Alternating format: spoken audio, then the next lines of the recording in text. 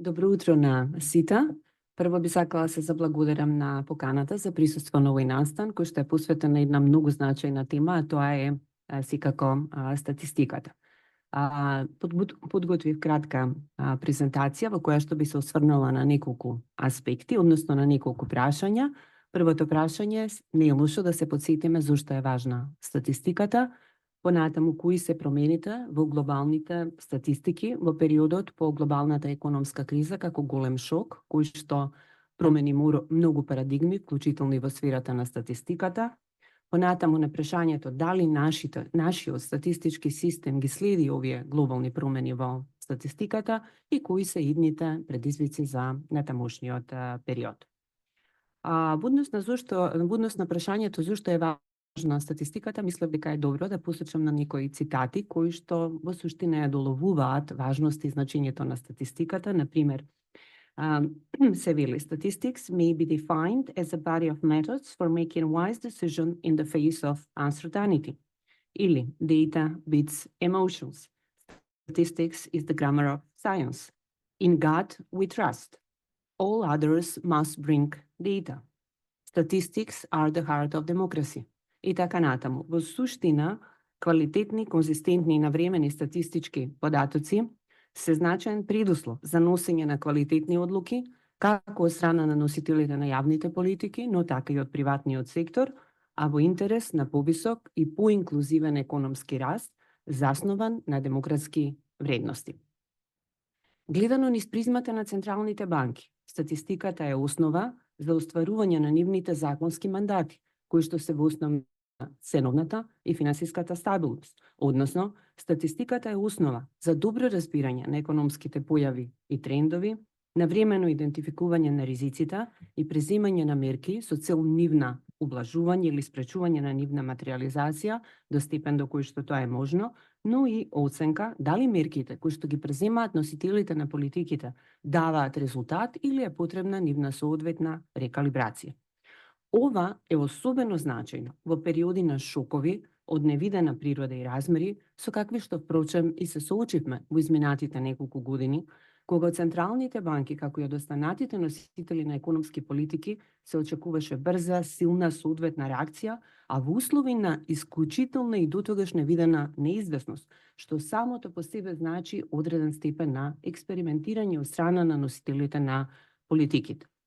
Оттаму, не случајно, централните банки не се само корисници на статистички податоци, туку тие се и производители на статистички податоци, кои што се значајни за остварување на нивните законски мандати.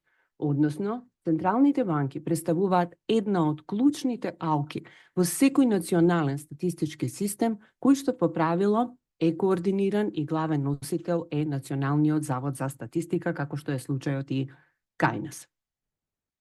Иако кризите не можат да се припишат на недостаток на податоци, сепак секоја поголема криза испрла на површина голем број на слабости и празнини во статистичките системи и резултира со меѓународни иницијативи за унапредување на меѓународните стандарди и подобрување на националните статистички системи. Така, лекциите научени од големата економска криза од 2009 година резултираа со така наречената G20 Data Gaps Initiative, која што представува една од најсистематските и најсеопфатните иницијативи за подобрување на статистичките системи. Да се потсетиме, глобалната економска криза настана во финансискиот систем во Соединетите Американски држави. Зошто? Поради прекумерно преземање на ризици, односно голема презадолженост на населението и тоа преку користење на сложени инструменти при недоволна финансиска писменост, а во услови на послаба регулација, послаб надзор и несоодветни податоци, што особено беше случај во сегментот на небанкарските финансиски институции. Оваа криза брзо се прелеа од финансискиот во реалниот сектор во Соединетите Американски држави, но и од Соединетите Американски држави глобално, поради високиот степен на глобализација на економиите. Оттаму иницијативата G20 Data Gaps Initiative се фокусира токму на 4 сегменти, кои што базираат впрочем на лекциите научени од кризата. Првиот сегмент е обезбедување на подобри податоци за препознавање на ризиците во финансискиот сектор, односно главно се фокусира на збогатување на сетот на показатели за финансиска стабилност, обезбедување на подетални податоци за хартиите од вредност, за рано откривање на ризиците од одделните изложености, но и на сегментот така наречен shadow banking, кој што значи останати финансиски институции, небанкарски, кои што и пред пандемијата, но и, би рекла и после, се извинувам, пред глобалната економска криза, но и после неа, продолжуваат со експоненцијален раст од една страна, но од друга страна се помалку регулиран сегмент, што по дефиниција значи и сегмент каде што има значајна акумулација на ризиците и затоа потребни се повеќе статистички податоци за соодветна детекција. Вториот сегмент на оваа иницијатива се фокусира на меѓународната поврзаност на економските и финансиските системи и каналите за пренос на шоковите поради високиот степен на глобализација. На графиконот кој што е прикажан тука може да се види една подолгорочна перспектива како се движела глобализација. Треба да се навратам само од 50-тите години, се гледа постојан, континуиран нагорен тренд на глобализацијата, која што стагнира во последната некада, но стагнира на исклучително високо ниво. Ако во 50-тите години поврзаноста на економиите мерена преку учеството на извозот и увозот како сооднос во светскиот БДП изнесуваше некаде околу 20% од светскиот БДП, сега е близу до 60%. Колку е поголема глобализацијата, тоа во основа значи дека и можност каналите за пренос од една економија во друга економија се посилни.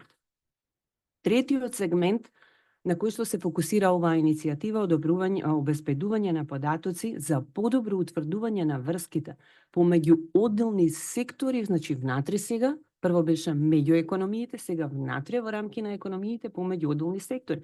Например, колку големата задолженост на државата може да се одрази на финансискиот систем, или колку големата задолженост на населението може неповолно да се одрази на стабилноста на банкарскиот систем и обратно. Четврт сегмент, кој што е многу значаен, по правило не е доволно само да се продуцира добра статистика. Многу е важен и начинот на кој што ние комуницираме таа статистика. И затоа не случајно четвртиот сегмент е подобрување на комуникацијата на статистиките. Што правиме ние како Народна банка? Во основа, како Народна банка преземаме бројни активности за обезбедување на сите овие податоци и на унапредување на комуникацијата, и драго ми е што можам да кажам дека, тука со мене се и колешките Јана Султанија, вице-гувернерката, извршниот директор, кој што директно ја покрива статистиката кај нас, заедно со колегите од Дирекцијата за статистика вложуваат максимални напори, кои што денес резултираат во фактот дека ние сме речиси целосно усогласени со препораките од оваа иницијатива. Напорите во националната статистика, кои што ние како Централна банка ги вложуваме заедно со останатите носители на статистички истражувања, вклучително и Државниот завод за статистика, всушност резултираа во конкретен исчекор што се согледува преку фактот дека ние го достигнавме всушност највисокиот статистички стандард на Меѓународниот монетарен фонд. Односно, на почетокот на 2019 година го исполнивме овој стандард, кој што се нарекува SDDS+. Бевме 19-та земја во светот која што го постигна овој стандард, втора во Југоисточна Европа и прва во регионот на Западен Балкан. Секако ова е потврда за најдобрите стандарди за квалитет, интегритет и транспарентност, што пак гледано низ призмата на економистите е многу значајно за перцепцијата на домашните и странските инвеститори, кои што се особено важни за мали економии како нашата. Агенциите за кредит, за оценка на кредитниот рейтинг на државите, од кои што впрочем зависи и цената на нашето задолжување на меѓународните пазари, но и перцепцијата на меѓународните и европските институции, кои што се наши значајни партнери во обезбедување на концесионално финансирање на земјата за поддршка на развојните цели.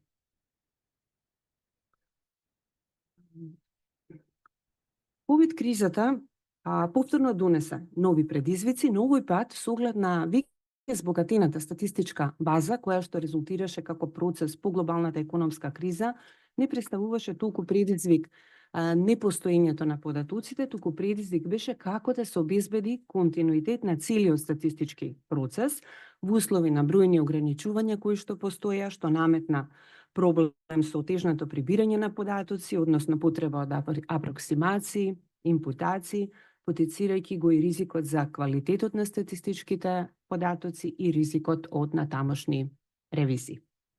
Неколку клучни поуки кои што можеме да ги изведеме од ковид кризата се следниве. Прво, многу е важно да се преиспитаат потенцијални официјалните податоци и преку унапредување на меѓуинституционалната соработка, да се осигури дека се искористува сето она што е на располагање, бидејќи секое ново статистичко барање во основа представува и товар за известувачите на статистиката и затоа постигнување на соодветен баланс во овој дел е многу значаен аспект. Второ, официјалната статистика потребно е да се обиде да користи и дополнителни извори, например, приватни извори, приватни податоци на поструктуриран начин, податоци кои што базираат на интернет и слично. И трето, неминовно е користење на поголема дигитализација, како во процесот на прибирање на податоците, така и во процесот на производство и дисеминација на тие податоци. Ковидот, меѓутоа, заедно со последователните шокови, енергетската криза, војната и така натаму, резултираше во една нова меѓународна иницијатива за унапредување на статистичките системи или можеби да се каже продолжение на претходната иницијатива, која исто така е фокусирана во 4 главни сегменти. Првиот сегмент климатските промени, вториот сегмент инклузијата, распределбата на доходот во општеството, третата финтекот и финансиската инклузија и четвртиот сегмент е пристап до приватни и административни податоци, споделување, подобро споделување на податоци и натамошно подобрување на комуникацијата. Ние како Народна банка сме респонзивни и посветени на овие нови барања, кои што се релевантни и за нашиот делокруг на работа. Всушност, од сите овие 4 столба, освен вториот, кој што е главно во надлежност на на Државниот завод за статистика, сите други 3 сегменти се релевантни и за Централната банка. Накратко, за сите овие сегменти кои што на статистиките, новините кои што представуваат и глобален предизвик, до каде сме и што правиме ние како Централна банка. Во однос на климатските промени, со оглед на значајноста, фактот, ризиците кои што произлегуваат од нив, ние преземаме бројни активности, вклучително и во сферата на статистиката. Од 2021 година започнавме да продуцираме статистика на зелени кредити, каде ја следиме поддршката која што банкарскиот систем ја обезбедува за зелената транзиција на нашата економија.